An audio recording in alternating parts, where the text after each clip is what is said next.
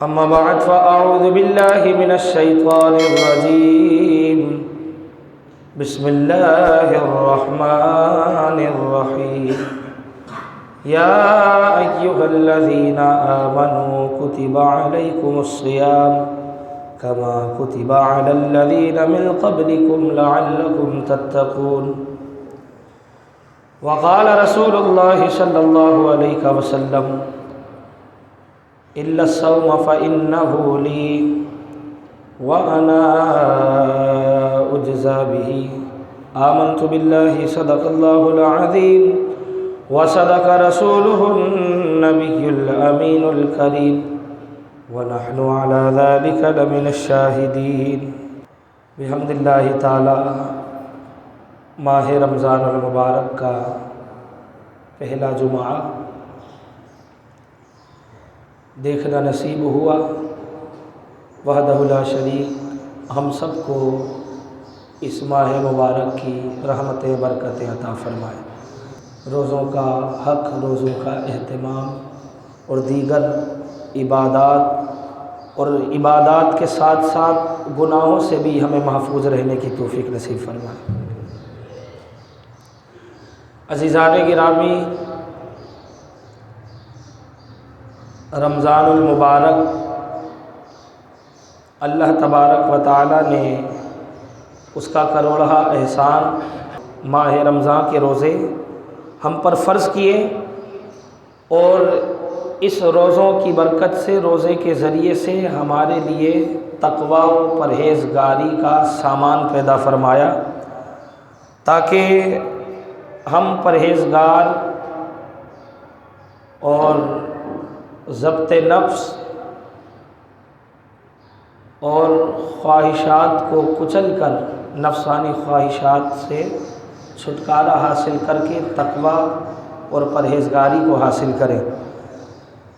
اللہ وحدہ لا شریک قرآن مجید فرقان حمید میں ارشاد فرماتا ہے روزے کی فرضیت، یا ایھا الذین آمنوا کتب علیکم الصیام،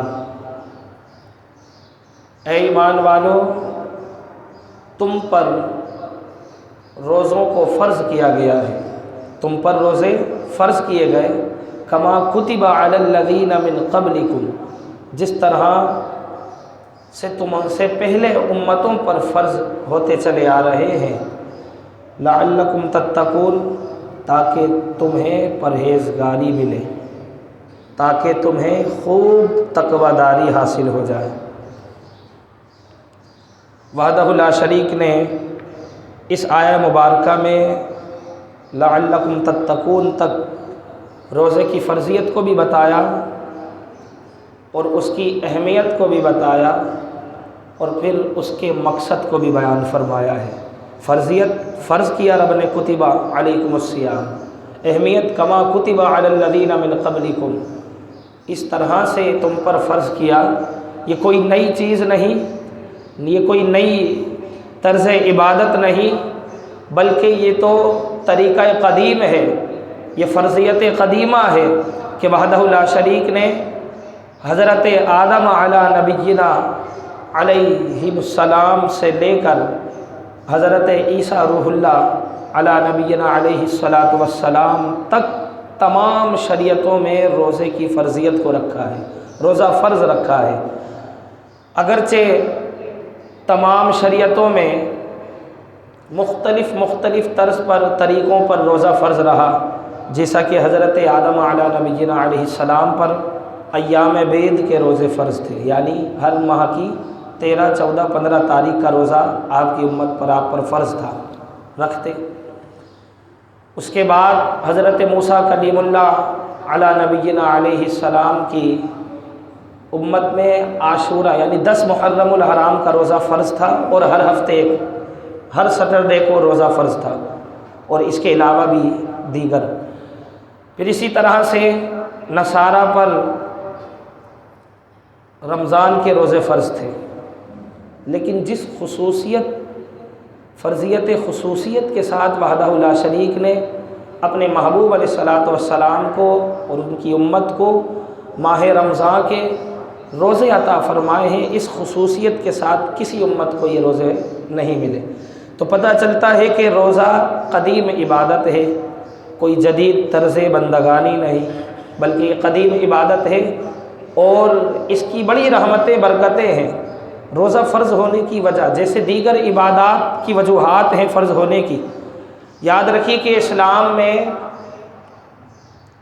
جتنے بھی اعمال ہیں، معاملات ہیں جن کو مقرر کیا گیا ہے، کسی نہ کسی روح پرور واقعے کی یادگار ہے، جیسا کہ صفا مروہ کی سعی، حجاج جو حج کے لیے جاتے ہیں، عمرہ کرنے کے لیے جاتے ہیں، وہاں پر صفا مروہ کی سعی دوڑ لگاتے ہیں، 7 چکر لگاتے ہیں بھاگتے ہوئے چلتے ہوئے۔ یہ حضرت ہاجرہ، حضرت ابراہیم کی زوجہ محترمہ اور حضرت اسماعیل علیہ السلام کی والدہ محترمہ، آپ نے اپنے لخت جگر حضرت اسماعیل علیہ السلام کی پیاس کو بجھانے کے لیے، تڑپ کو دیکھ کر جب آپ پیاس سے تڑپ رہے تھے تو آپ علیہ السلام کی والدہ محترمہ حضرت بی بی ہاجرہ نے صفا مروہ کی دوڑ لگائی، کبھی اس پہاڑی پر چڑھ کر پانی کو تلاشا، پھر لخت جگر کے خیال میں واپس آئیں، پھر اس طریقے سے 7 چکر لگائے۔ وحدہ لا شریک کو یہ ادا اتنی پسند آئی کہ وحدہ لا شریک نے ہر عمرہ کرنے والوں کے لیے، تمام حج کرنے والے حجاج کے لیے اس رکن کو، اس سعی کو، اس دوڑ کو واجب فرما دیا۔ واجب ہے ان پر دوڑنا، کیوں؟ تاکہ میری بندی کی یاد تازہ رہے اور یہ یادگار تا قیامت تک سلامت رہے۔ ایسی ادا پسند آئی۔ روزہ حضور علیہ الصلوۃ والسلام غار حرا میں ماہ رمضان کے ابتدائی دنوں میں، چند دنوں میں آپ کا معمول تھا کہ دن بھر کھانے سے پرہیز فرماتے اور رات بھر ذکر اللہ میں مشغول رہتے، اللہ کی عبادت میں مصروف رہتے۔ تو وحدہ لا شریک نے اپنے محبوب علیہ الصلوۃ والسلام کی اس ادا کو پسند فرمایا اور اس کو زندہ رکھنے کے لیے، اس سنت کو زندہ رکھنے کے لیے ماہ رمضان کے پورے مہینے کے روزوں کو طرز مصطفیٰ صلی اللہ علیہ وسلم پر فرض فرما دیا کہ اے مومنو، میرے محبوب علیہ الصلوۃ والسلام جس طرح سے غار حرا میں کھانے پینے سے پرہیز کرتے تھے اور رات میں عبادتوں میں مشغول رہا کرتے تھے، اے میرے محبوب کی امتوں، تم بھی میرے محبوب کی ادا کو اپنا لو۔ تم پر ماہ رمضان کے روزے فرض کیے گئے، کتب علیکم الصیام کما کتب علی الذین من قبلکم لعلکم تتقون۔ اور پھر روزے کے مقصد کو بیان فرمایا۔ وحدہ لا شریک ارشاد فرماتا ہے، میرے بندو لعلکم تتقون، روزے تم پر فرض کیے گئے۔ اس کی اہمیت یہ ہے کہ تمام امتوں پر فرض رہے ہیں اور اس کا مقصد یہ ہے کہ تم خوب بھلائی اور خوب تقوی داری، بھلا کی تقوی داری تمہیں حاصل ہو جائے اور تم خوب پرہیزگار ہو جاؤ۔ عزیزان گرامی، انسان جب روزہ رکھتا ہے وہ جائز کھانے پینے کی اشیاء جو حلال ہیں اس سے بھی روک دیا جاتا ہے، وہ اپنے نفس کو اس سے بھی روک لیتا ہے۔ خوف خدا اور ایمان خدا ایسا اس کے دل میں نقش ہو جاتا ہے کہ وہ پیاسا ہونے کے باوجود وضو کے لیے منہ میں پانی کو ڈالتا ہے، مگر خوف خدا سے اور اطاعت خدا کی وجہ سے اسے کلی کر کے واپس پھینک دیتا ہے، حلق سے نیچے نہیں اتارتا۔ یہ ایمان کی پختگی آ جاتی ہے، لعلکم تتقون، تاکہ تم پرہیزگاری تمہیں میسر ہو جائے، تاکہ تم خوب پرہیزگار بن جاؤ۔ عزیزان گرامی، پھر فرمایا کہ انسان ضبط نفس اور پھر اپنی خواہشات کی مشقت میں ڈالنے کی اس میں مشق ہے، پریکٹس ہوتی ہے۔ یہ مشقت میں ڈال رہا ہے، اپنے بھوک پیاس کو برداشت کر رہا ہے، سامنے طرح طرح کی نعمتیں ہیں اور یہاں تک کہ وہ چھپ کر بھی کچھ کھا پی سکتا ہے، مگر وہ جانتا ہے کہ میں دنیا کی نظر سے تو چھپ سکتا ہوں مگر ایک نظر حقیقی ہے، وہ وحدہ لا شریک کی ذات جو مجھے ہر جگہ دیکھ رہی ہے۔ یہ خوف کہاں سے آتا ہے؟ یہ سوچ کس طرح سے پیدا ہو جاتی ہے؟ یہ سب میرے دوستو بزرگوں ماہ رمضان کے روزے کی برکت ہے، وگرنہ اس قدر سوچ اور گناہوں میں نہیں پیدا ہو پاتی۔ کیوں؟ اور وحدہ لا شریک کے فرامین میں نہیں پیدا ہو پاتی۔ انسان ماہ رمضان کے علاوہ دھڑا دھڑ نمازیں چھوڑتا ہے، لیکن ماہ رمضان کا جب مہینہ آتا ہے خود اس کا دل کرتا ہے یار بہت گناہ کر لیے، بہت نمازیں قضا کر لی، اب ہمیں مسجد میں جا کر عبادت کرنی چاہیے، اب ہمیں بھی بدل جانا چاہیے۔ وہ سرکش شیاطین اور جن اللہ کی قید میں بند ہیں، انہیں قید خانے میں ڈال دیا گیا ہے۔ اب انسان کو یہ مواقع فراہم کیے گئے ہیں کہ وہ اب سدھر جائے، اب وہ آ جائے اللہ کی بندگی کی طرف۔ مگر ماہ رمضان کے جاتے ہی افسوس، انسان پھر اپنی اسی روز مرہ کی روٹین پر چل پڑتا ہے۔ عزیزان گرامی، تہہ دل سے اور اخلاص کے ساتھ اللہ تبارک و تعالیٰ کی بارگاہ میں اشک ندامت لے کر دعا کیجئے کہ وحدہ لا شریک اب ایسی عادت ڈال دے نمازوں کی، عبادتوں کی، کہ ماہ رمضان ہم سے رخصت ہو جائے مگر یہ عادت ہماری برقرار رہے، یہ مساجدوں کی حاضریاں برقرار رہیں۔ عزیزان گرامی، ماہ رمضان کے یہ روزے بڑی رحمتوں برکتوں والے روزے ہیں۔ جس طرح سے اس ماہ رمضان میں عام نیکیوں کا ریٹ بھی 70 گنا 700 گنا بڑھا دیا جاتا ہے۔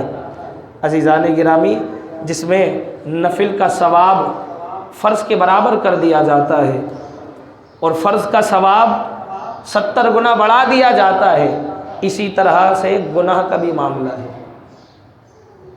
گناہ کی سزا بھی بڑھ جاتی ہے۔ اس ماہ رمضان المبارک کا یہ مبارک مہینہ ہے کہ انسان جس طرح سے نیکیوں میں سبقت کرنے کی کوشش کرتا ہے اور بڑھ چڑھ کر نیکیوں میں حصہ لیتا ہے، وہیں انسان کو چاہیے کہ وہ گناہوں سے بھی اجتناب کرے۔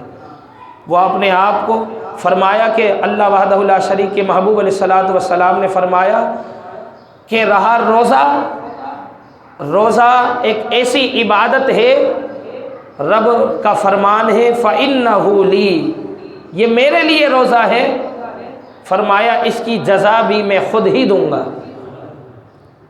دیگر اعمال کی جزا 10 گنا سے 700 گنا بڑھ جاتی ہے، اتنی نیکی کرو اتنا ثواب ہے، اس کا اتنا انعام ہے، مگر رب روزے کے بارے میں بزبان مصطفیٰ فرما رہا ہے کہ اس کی جزا میں خود دوں گا۔ اور میرات المناجی کی احادیث مبارکہ اور دیگر علماء کرام رحمہم اللہ تعالی علیہ السلام نے فرمایا ہے کہ وَأَنَا أُجْزَى بِهِ بھی پڑھا ہے، فَإِنَّهُ لِي وَأَنَا أُجْزَى بِهِ، بے شک یہ میرے لیے روزہ ہے۔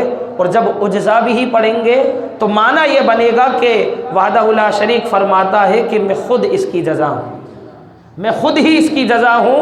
فرمایا کہ روزہ دار ماہ رمضان میں روزہ رکھتے رکھتے خود وحدہ لا شریک کو پا لیتا ہے، اس کی جزا کو بھی پاتا ہے، وہ خود وحدہ لا شریک کو بھی پا لیتا ہے۔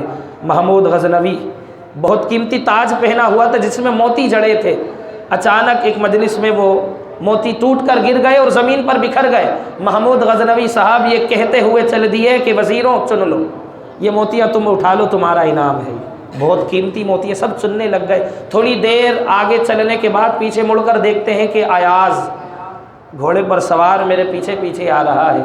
محمود غزنوی نے کہا، فرمایا کہ ایاز تم نے وہ موتیاں کیوں نہ چنی؟ بیش بہا قیمتی موتیاں تھیں جو میں نے وزیروں کو اجازت دے دی تھی کہ یہ موتیاں بکھر چکی ہیں، یہ میرے تاج سے جھڑ چکی ہیں، یہ تم چن لو، تم بھی چننے لگ جاتے۔ کہا ایاز نے کہ اے محمود غزنوی، مجھے وہ موتی نہیں بلکہ مجھے تو موتیوں والا مطلوب ہے۔